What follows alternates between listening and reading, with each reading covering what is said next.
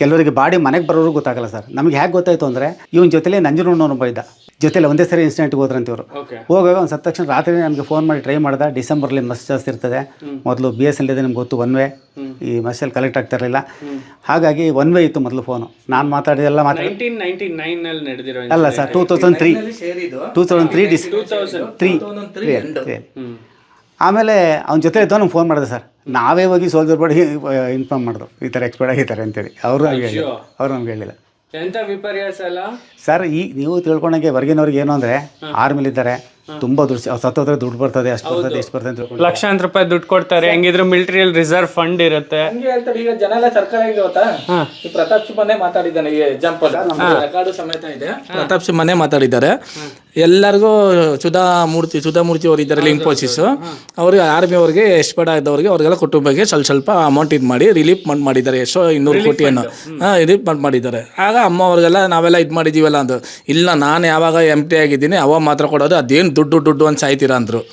ಆಗ ಎಷ್ಟು ಜನ ಇದ್ದರು ಅಷ್ಟು ಜನ ಸೇರ್ಕೊಂಡು ಹೋಗಿ ಎಲ್ಲ ಫುಲ್ ಗಲಾಟೆ ಮಾಡಾದ್ಮೇಲೆ ಆಗ ಸಮರ್ಪಣೆ ಹೇಳ್ಬಿಟ್ಟು ಇದು ಮಾಡಿದ್ದು. ಅವನು ಹಂಗೆ ಬರೀ ದುಡ್ಡಿಗೆ ಸಾಯ್ತಾರೆ ಆರ್ಮಿಯವರು ಹಂಗೆ ಅಂತ ಅಂದ್ಬಿಟ್ಟು. ಅದಕ್ಕೆ ಎದ್ದುಗಡೆ ಬಂದು ಮಾತಾಡೋದ ತಕ್ಷಣ ಆ ದಿನ ಬಂದೇ ಇಲ್ಲ, ಆ ದಿನ ಅಳಿಸ್ಕೊಂಡು ಓಡಾಡ್ಬಿಟ್ಟ.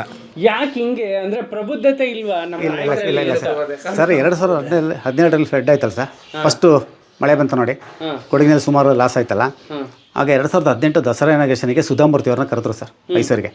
ಸುಧಾಮೂರ್ತಿ ಅವರು ಮೈಸೂರಿಗೆ ಬಂದು ಬೆಟ್ಟದಲ್ಲಿ ಚಾಮುಂಡೇಶ್ವರಿ ಪೂಜೆ ಸಲ್ಲಿಸಿದ ಮೇಲೆ ಪ್ರತಾಪ್ ಸಿಂಹ ಅವರು MP ಇದ್ರು. ಆಗ ಅವ್ರು 14 MP ಆಗಿದ್ದು ಫಸ್ಟು. ಆಗ ಅವ್ರು ಕರೆದು ಕೇಳಿದರು, ನಿಮಗೆ ಏನು ಬೇಕು ಕೇಳಿ ಅಂತ. ಅವರೊಂದು 3,000 ಶಾಲೆ ಇದೆ, ಅದಕ್ಕೆಲ್ಲ ಕಂಪ್ಯೂಟರ್ ಕೊಡಿಸಿ ಉಚಿತವಾಗಿ ಕಲಿಯಲಿಕ್ಕೆ ಸರ್ಕಾರಿ ಶಾಲೆಗೆ ಅಂತ ಕೇಳಿದ್ರು. ಆಯಿತು ಅಂದರು. ನಂದೊಂದು ಕೋರಿಕೆ ಇದೆ, ಮಾಡಿಕೊಡು ಅಂದ್ರಂತೆ. ಕೊಡಗು, ಹಾಸನ, ಮಂಡ್ಯ ಈ 3 ಜಿಲ್ಲೆಯಲ್ಲಿ ಯಾರು ಎಕ್ಸ್ಪರ್ಟ್ ಆಗಿದ್ದಾರೆ, ವೀರನಾರಿಯರು ಅಂತಾರೆ, ಹುತಾತ್ಮರಾಗಿದ್ದಾರೆ. ಹುತಾತ್ಮ ಅಂದರೆ ಬಾರ್ಡರ್ ಸಾಯೋರು, ಆಕ್ಸಿಡೆಂಟ್ ಆಗಿ ಒಂದು ಸತ್ರ, ಅದೆಲ್ಲ ಲೆಕ್ಕಕ್ಕಿಲ್ಲ. ಅಂಥವ್ರು ಯಾರಿದ್ದಾರೆ ಅವ್ರ ಹೆಸರು ನನಗೆ ಕೊಡು ಅಂತ ಕೇಳಿದ್ರಂತೆ. ಇವ್ರೇನು ಮಾಡಿದ್ದಾರೆ, 2014 ಈಚೆ ಸತ್ತವ್ರಿಗೆ ಕೊಟ್ಟಿದ್ದಾರೆ ಸರ್. ಅದು ಮಂಡ್ಯ, ಹಾಸನ ಇದ್ದವರಿಗೆ ಕೊಟ್ಟಿದ್ದಾರೆ. 2014 ಸತ್ತವರಿಗೆ, 2003 ಸತ್ತವರಿಗಿಲ್ಲ. ಫಂಕ್ಷನ್ ಮಾಡುವಾಗ ನಾನು 3-4 TV ಹೋಗಿ ಮೀಟ್ ಮಾಡಿದೆ ಸರ್. ಅವರು ಹೈಲೈಟ್ ಮಾಡಿದ್ರು ಇದನ್ನು, ಇದು ಕೊಡಲೇಬೇಕ್ರಿ, ಇವು ಸಣ್ಣ ವಯಸ್ಸು, 17 ವರ್ಷ 16 ವರ್ಷ ಕೆಲಸಕ್ಕೆ ಸೇರೋ, ಆಟ ಆಡೋ ವಯಸ್ಸು, ಇಂಥ ವಯಸ್ಸಲ್ಲಿ ಸೇರೋ ಕೊಡಲೇಬೇಕು ಅಂತೇಳಿ ಸರ್. ಸಾಯಂಕಾಲ ಸುಧಾಮೂರ್ತಿ ಅವರು DC ಆಫೀಸ್ ಫಂಕ್ಷನ್ ಇದ್ದಾಗ ನಾವೊಂದು 5 ಜನ ಇದ್ದೀವಿ ಸರ್. ಈ ಥರ ಇಲ್ಲಿ ಹತ್ತಿರದಲ್ಲಿರೋರು ಹುತಾತ್ಮ ವೀರನಾರಿಯರು, ಯಾರು ಗಂಡ ಸತ್ತವರು, ನನ್ನ ಮಗ ಸತ್ತ ತಾಯಿ, ಗಂಡ ಸತ್ತ ಹೆಂಡತಿಯರು ಹೋಗಿ ಗಲಾಟೆ ಮಾಡೋದು ಸರ್. ಆಗ ಪ್ರತಾಪ್ ಸಿಂಹ ಬಂತಾಡು, ಅವರಿಗೆ Z+ ಭದ್ರತೆ ಇರ್ತದಲ್ಲ ಸರ್, ಒಳಗೆ ಕರ್ಕೊಂಡು ಹೋಗ್ಬಿಟ್ರು.